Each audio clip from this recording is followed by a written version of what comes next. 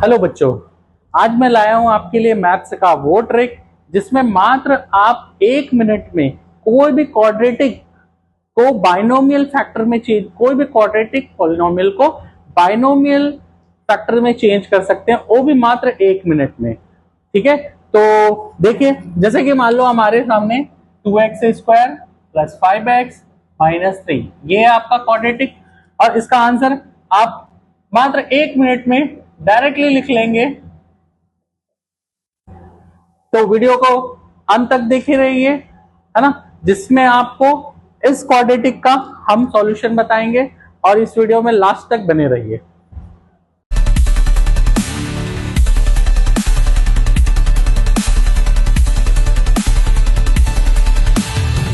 हम एक एग्जांपल ले लेते हैं क्वाड्रेटिक पॉलिनोमियल्स का। देखो, 2x² + 7x + 5। अब आपको मैंने पहले भी बताया था कि आपको क्या करना है कि आपको फर्स्ट और लास्ट टर्म्स का मल्टीप्लाई कर देना है। तो 2 5 जा 10, 2 5 जा 10, और बीच का मिडिल टर्म का स्प्लिट करना है। तो बस वही काम करना है आपको।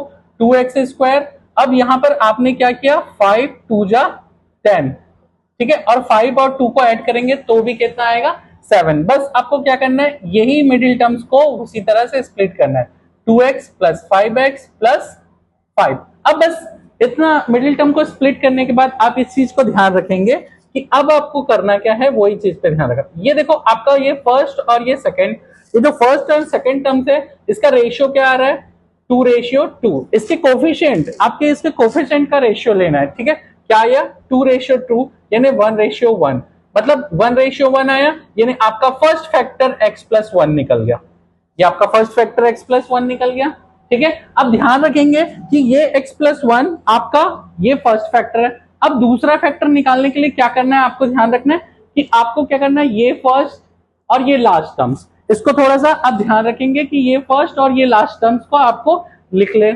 2x² + 5, 2x² + 5, और आपको क्या करना है, यही x और 1 से आपको इसको डिवाइड करना है। तो आपने क्या किया कि x का 2x² + 5 का 1x और 1 से डिवाइड किया, x से x कैंसिल हो गया, तो बचा क्या, 2x, और ये 1 से 5 डिवाइड किया तो 5, यानी आपका दूसरा फैक्टर 2x + 5 यहां फिर आ गया। मतलब आप देखो, 1 मिनट में आपने ये आपका क्वाड्रेटिक का फैक्टराइजेशन करके बाइनोमियल फैक्टर निकाल लिया। चलो दूसरे क्वेश्चन पे आ जाते हैं। दूसरे क्वेश्चन में देखो, फिर से आ गया आपका 2x² + 9x + 10। अब ध्यान रखिए कि आपको क्या करना है, 2 को 10 से मल्टीप्लाई करना है। अब ये क्या होता है, 2 10 जा 20। अब इस 2 10 जा 20, तो आपका मिडिल टर्म्स है 9x, तो इसको आप क्या लिख सकते हैं, 4 × 5 भी लिख सकते हो। तो बस आपको क्या करना है, इस मिडिल टर्म्स को लिख लिए, 4x + 5x + 10। अब आपको क्या करना है, इन दोनों का रेशियो 2:4, यानी 1:2। तो आपका क्या हो गया, x + 2 फर्स्ट फैक्टर निकल गया। ठीक है, अब मैंने आपको बताया था क्या करना है, आपको फर्स्ट टर्म्स और लास्ट टर्म्स को फिर से लेना है, यानी 2x² + 10। अब इसको किससे डिवाइड करना है, ये आपके स्ट्रेट x से और ये 2 से, तो आपका क्या हुआ, x से x कैंसिल हो गया, तो 2x + 5 ये आपका दूसरा फैक्टर निकल गया, 2x + 5 ये आपका दूसरा फैक्टर निकल गया, है ना मजेदार। नाउ चलो अब नेक्स्ट क्वेश्चन में फिर से आते हैं। ये देखो, यहां पर 3x² + x - 14। अब आपको क्या करना है, 3 का 14 के साथ मल्टीप्लाई कर दो, 14 3 जा 42, 3 का 14 से मल्टीप्लाई कर दिए तो कितना आया, 42। बट हमारा मिडिल टर्म्स में x सिंगल है, तो इसको हम क्या कर सकते हैं, हम लिख सकते हैं 6 7 जा 42। 7 से 6 माइनस करोगे तो सिंगल 1 मिल जाएगा।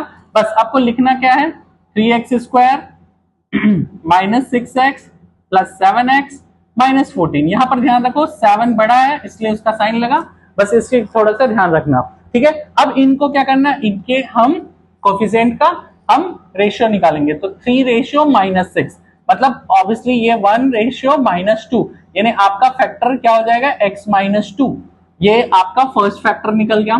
ठीक है, अब आपको क्या करना है, फिर आपको फर्स्ट टर्म्स और लास्ट टर्म्स में आना है, 3x² - 14, ओके, अब आपको किसको x से, और यहाँ पर है हमारा -2, ठीक है। ध्यान रखना कि साइन का बहुत बड़ा फेर होता है, तो आपको x से x कट गया तो बचा क्या 3x, और ये माइनस से माइनस और 2 1 जा और 2 7 जा, तो 3x + 7। तो आपका एक दूसरा फैक्टर भी निकल गया 3x + 7। तो इसी तरह आप कोई भी क्वाड्रेटिक फैक्टर्स का बाइनोमियल फैक्टर में चेंज इसी तरह आसान तरीके से कर सकते हैं। तो आप इसी तरह मजेदार वीडियो देखने के लिए हमारी वीडियो में बने रहें और YouTube चैनल को लाइक सब्सक्राइब करिए। धन्यवाद।